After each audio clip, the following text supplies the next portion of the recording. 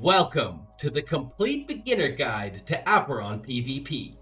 In this video, you're going to learn all the basic info needed to start your Apeiron adventures and climb the leaderboard. I'm going to cover the following topics. What is Apeiron PvP? How to get started. Explaining the functionality and importance of planets and apostles. Gameplay. Going through the different phases to a battle and the controls.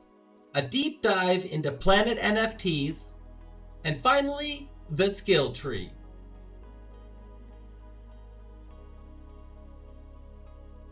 What is Apeiron PvP?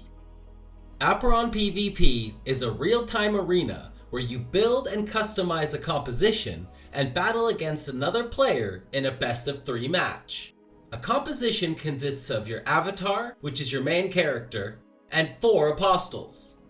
The goal is to defeat the other player in a best-of-3. The first person to defeat the other player's avatar wins a point. How to get started. In order to get started, you're gonna have to make a team. Start by selecting your avatar. Avatars come from planet NFTs that you can purchase off the Mavis marketplace. I'll go more into detail about that later on. But for now, if you don't own a planet NFT, there are free planets for you to start playing the game with. Now, you may be thinking, what am I looking at? This is the skill tree. Skills are active abilities that you can equip to your avatar, and perks are passive bonuses to your avatar and sometimes your apostles as well. We'll go into detail later on in the skill tree section. Next, select your apostles. These are your companions that you will bring along into your matches. You can bring up to 6 apostles into a battle. Apostles move and attack automatically, but they have active skill cards just like your avatar. Their cards and the avatars are what compose your deck. There are 2 stats on an apostle. The level, which is always going to be 100, then the IV. The higher the IV, the more stats an apostle is going to have. There are 6 apostle classes. First, we have the priest. This is your healing and buffing apostle. Next is the warrior.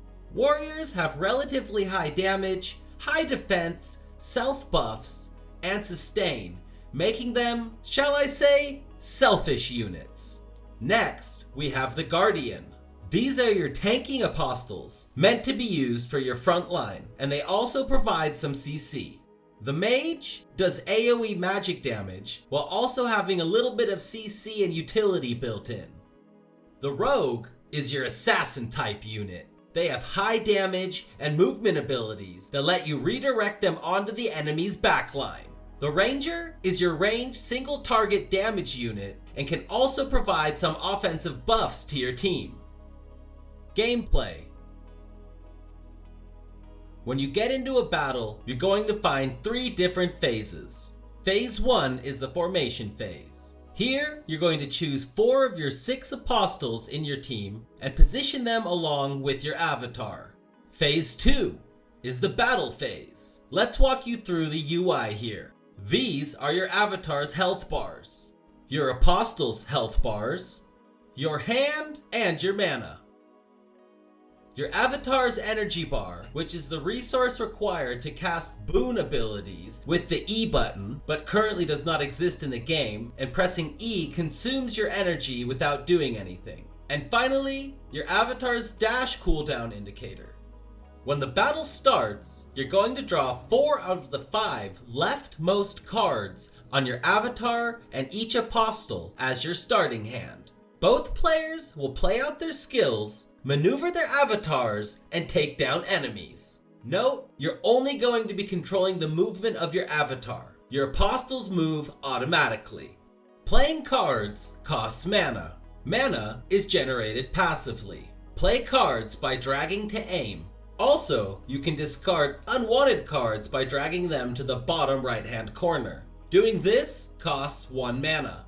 As the battle goes on, a ring of death, just like in a battle royale, will appear and slowly get smaller. Units outside the ring will take constant damage. Phase 3 is the end phase. The end of the battle happens when either avatar is defeated, and both players will be brought back to the formation phase. Let's talk a little bit about how your avatar works. Pretty standard controls: WASD to move, space to dash. Your avatar has an auto attack. It charges up constantly, even while you're moving, but you need to stop moving to release the attack. If your avatar gets hit with any form of hard CC like a stun, the charge up will be cancelled. Planet NFTs. Planet NFTs give you avatars to use. For the sake of gameplay, when I say avatar and planet, they are the same thing. This is the Apeiron marketplace. There are in fact more items that are being traded on here, such as apostles and stars, but for this guide, I'm only going to walk through the planet NFTs. Let's go into a random planet here. First thing, and probably the most important, an avatar can be one of three classes: the Fate, the Fury, and the Wisdom. And as you can see, this planet is the Fate.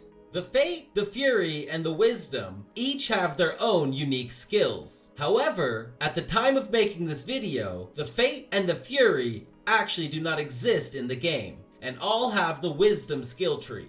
Let me show you what I mean. On the main screen, you're going to be able to see, for example, Earth C2, Earthy Embrace. This is a Fate skill. But if you go over here, click on View S3 Avatar, this is what the planet will be in-game right now. As you can see, this skill is now Pebble Barrage, the Wisdom version of Earth C2. Only the active skills are different for each class. Perks are the same for every class. Let me explain what you're looking at. For the sake of gameplay, there are three stats that matter. First is the element's value, or elemental distribution. Next are the birth skills and birth perks. A planet has anywhere in between 0 to 3 birth skills and 2 birth perks. Having a birth skill means instead of having to allocate points on the skill tree to unlock that skill, it is always available regardless, and its max level is increased by 1. You're gonna see exactly what I mean when I show you the skill tree. Birth perks work the same way.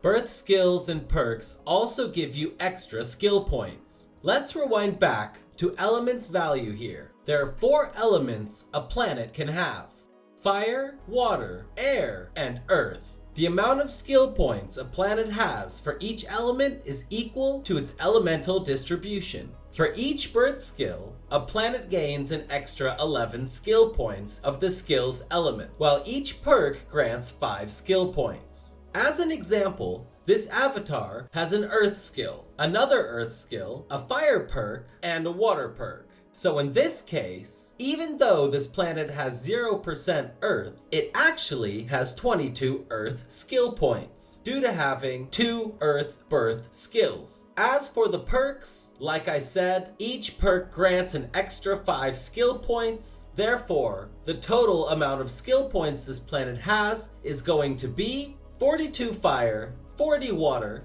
28 air, and 22 earth. The skill tree. The skill tree is by far the most impactful customization you can make to your team. So let's get right into it. There are 4 elements on the skill tree. Fire is mostly about dealing more damage. Water has to do with sustain and mana generation. Earth is pretty much all about tankiness, especially in the perks. You get less damage taken, more HP, and HP regen. Air is the speed element. Air perks offer movement speed, extra effects for your dash, and effects that activate based on distance traveled. My first impression when I saw this skill tree was that this is strikingly similar to the skill tree in Diablo 4, where you have different clusters of skills, and in order to get to the next cluster, you need to have a certain amount of skill points allocated into the current cluster. In this case, for Apeiron PvP, it is 10 skill points to unlock the next cluster, and the next cluster is generally always stronger than the previous one. Next thing to mention is the birth skills and perks. As you can see here, because my planet has the Fire C4 birth skill, I'm able to allocate points into it and its upgrades without any prerequisites. And its max level is increased by 1 from 7 to 8. Investing into perks gives you exponential returns. Even though each level costs more and more skill points, it gives you more value per skill point the higher level it is. Skills, however, do not follow this principle, where from level 2 to level 5, it gives you the same amount of bonuses while costing more skill points per level. And level 6 and level 7 improve a different aspect of the skill altogether. Ladies and gentlemen, we have reached our conclusion. This game brings together high-speed competition, deep tactics, and a very nice Web3 touch, which has me very excited. I hope you've learned something today to take on to your Apeiron PvP journey. We'll see you soon. Have a great day.